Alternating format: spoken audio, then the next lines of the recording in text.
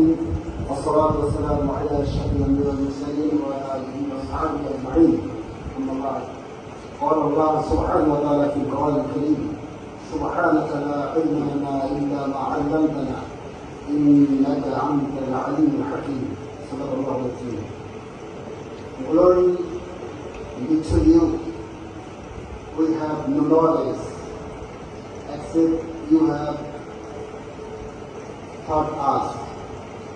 Indeed, with Allah, the all-knowing, as the all-wise, understand, you should understand.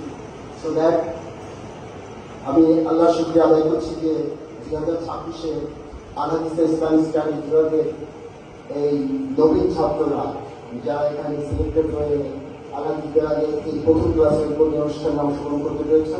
বিভাগের পক্ষ থেকে, আমার পক্ষ থেকে তাদেরকে স্বাগত জানাচ্ছি। বিশেষভাবে আজকের যে অভিভাবক আসছেন, আমাদের একজন ছাত্রী বাবা, আমি অত্যন্ত গর্বিত। আসলে এই ধরনের পরিবেশ আমাদের কাছে খুব ভালো লাগে যে তার বাবা তার সন্তানদেরকে নিয়ে আসতে পেরেছে। আর ওনাকে আমাদের পক্ষ থেকে অভিনন্দন জানাচ্ছি। ওনার উদ্দেশ্যে সবাই একটা তালি দাও।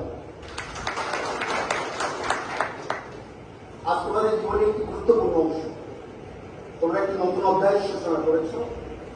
বিশ্ববিদ্যালয়ের শিক্ষিত ভর্তি হওয়ার ব্যাপার না, এটা তুমি চান্স পেয়েছো, ভর্তি হলেই যে তুমি অনেক বড় কিছু হয়ে যাবে ব্যাপারটা এরকম না। এটা নিজের জীবন থেকে কিছুটা উপলব্ধি করতে হবে। এটি জ্ঞান, চরিত্র, নেতৃত্ব, মানবিক গুণাবলী, মানবিক মূল্যবোধ গঠনে এক দীর্ঘ অভিযাত্রার পর অনেকগুলো গুণাবলীর প্রশ্ন জড়িত আছে। তোমরা এমন এক পরিবেশ থেকে এসেছো যেখানে প্রশ্ন করতে জানতে না। তোমরা এমন এক পরিবেশে ছিলে যেখানে যুক্তি মানত না। তোমরা এমন এক পরিবেশে ছিলে যেখানে চিন্তার সুযোগ কম ছিল। কিন্তু এমন এক পরিবেশে এসেছ যেটা সবগুলো সুযোগ এখানে আছে। অর্থাৎ নিজে চিন্তা করতে পারবা, যুক্তি দিতে পারবা, প্রশ্ন করতে পারবা, নতুন নতুন আবিষ্কার করতে পারবা। আমি তোমাদেরকে এই জ্ঞান অর্জনের পেছনে বেশ 2টা থেকে 3টি জিনিস তোমাদেরকে আকর্ষণ করবো। তোমাদের জীবনকে যদি প্রোগ্রেস করতে চাও, একটা জীবন থেকে পরিবর্তন করে আরেকটা জীবনে নিতে চাও, তাহলে কয়েকটা জিনিস তোমাদের ভিতরে থাকা খুব জরুরি। একটা হলো সততা, শৃঙ্খলা, সমানুবর্তিতা, মানবিকতা, দেশপ্রেম। এই গুণাবলী যদি কোনো একজন শিক্ষিত মানুষের মাঝে না থাকে, তাহলে বিশ্ববিদ্যালয় পড়ছি, একটি কলেজে পড়ছি, মাদ্রাসায় পড়ছি, খুব বেশি ফায়দা হবে না। রাষ্ট্রের জন্য কল্যাণ হবে না, মানুষের জন্য কল্যাণ হবে না, দেশের জন্য কল্যাণ হবে না। এখানে তোমাদের কর্মজীবনে এই জিনিসগুলো তোমাদেরকে সিরিয়াস করে লক্ষ্য করতে হবে। আরেকটা জিনিস তোমাদের মাথায় রাখতে হবে যে শ্রেণীকক্ষে নিয়মিত উপস্থিত হতে হবে, গ্রন্থকারে সময় দিতে হবে, আমাদের লাইব্রেরিতে সময় দিতে হবে, গবেষণা ধর্মী মানসিকতা গড়ে তুলতে হবে। তোমরা অতীতে যেভাবে পড়েছো সেভাবে পড়ে বিশ্ববিদ্যালয়ের জন্য যথেষ্ট নয়। আধুনিক সায়েন্স টেকনোলজিকে উত্তম ব্যবহার করতে হবে। তোমরা নিঃসন্দেহে জানো যে সায়েন্স টেকনোলজির সদ্ব্যবহারের অভাবে একটি জাতি, একটি প্রজন্ম ধ্বংসের মোটামুটি কাছাকাছি।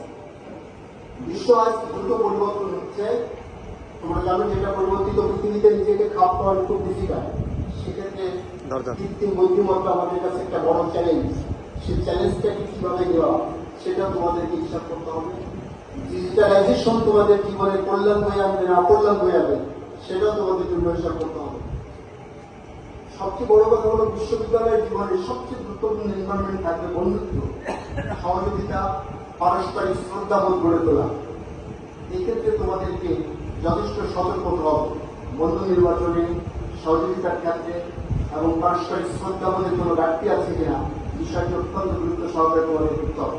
আমি তোমাদেরকে অনুরোধ করবো, ভিন্ন মতের প্রতি তোমাদের শ্রদ্ধাবোধ থাকতে হবে। আমরা অনেক সময় যেটা লক্ষ্য করি, বিতর্কের স্থানে এসে অনেক অ্যাক্সেন্ট খুব বেশি উত্তেজিত হয়ে যায়।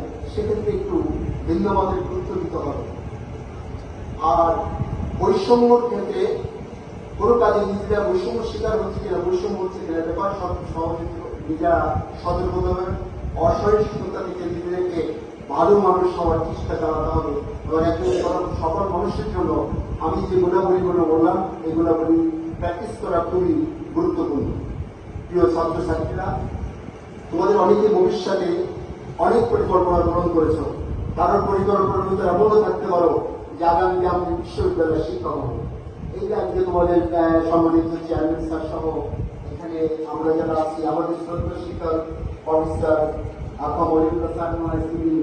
আমাদের শিক্ষক, আমরা একসঙ্গে বসছি, একসঙ্গে বক্তৃতা করছি। আমরা তো তোমাদের ছাত্রদের কাতার থেকে আসছি, সেজন্য তোমাদের আশা অনেকে ভবিষ্যতে তোমরা বিশ্ববিদ্যালয়ের শিক্ষক হবে, সরকারি কলেজের শিক্ষক, তোমাদের ডেস্টিনেশন নির্ধারণ করতে হবে। আর দ্বিতীয় নম্বর হচ্ছে তোমাদের কেউ গবেষক হবে, কেউ উদ্যোক্ত হবে, কেউ বিজ্ঞানী হবে, কেউ ইঞ্জিনিয়ার হবে, কেউ রাষ্ট্র পরিচালনা করবে, কেউ রাজনীতিবিদ হবে। সব কিছু হয়তো উন্মুক্ত রয়েছে বিশ্ববিদ্যালয়ে। কিন্তু আমি তোমাদেরকে একটি আয়াত দিয়ে শুরু করেছি, যা কিছু করো না কেন, যেহেতু তোমরা student, department of Islamic studies, Allah রসুলের হাদিস, নামাজি সুন্নাত রাসূলুল্লাহ সাল্লাল্লাহু আলাইহি ওয়াসাল্লাম, এই সাবজেক্টের জন্য তোমাদের বিশেষ বৈশিষ্ট্য থাকতে হবে, যেটা অন্য কারণ থাকবে না। এর মাঝখানে এই গুণাবলী তোমরা অর্জন করো। তাহলে তোমরা অ্যাডিশনাল অ্যাক্টিভিটিসে এবং আধুনিক জ্ঞানে পাশাপাশি তোমাদের যে বিভাগে অংশগ্রহণ করছে সেই বিভাগের জ্ঞানে তোমরা যখন বহুমাত্রিক বলে গুণান্বিত হবে, নিঃসন্দেহে অন্য একটি ছাত্র তোমার সঙ্গে দাঁড়াতে পারবে না, নিঃসন্দেহে অন্য একটি কম্পিটিটর তোমার সঙ্গে কিছুই না, নিঃসন্দেহে অন্য একটি প্রতিযোগিতামূলক পরীক্ষার্থীতে তোমরা সফলতার দ্বার প্রান্তে পৌঁছাবে আমি আশা করি, বিশ্বাস করি।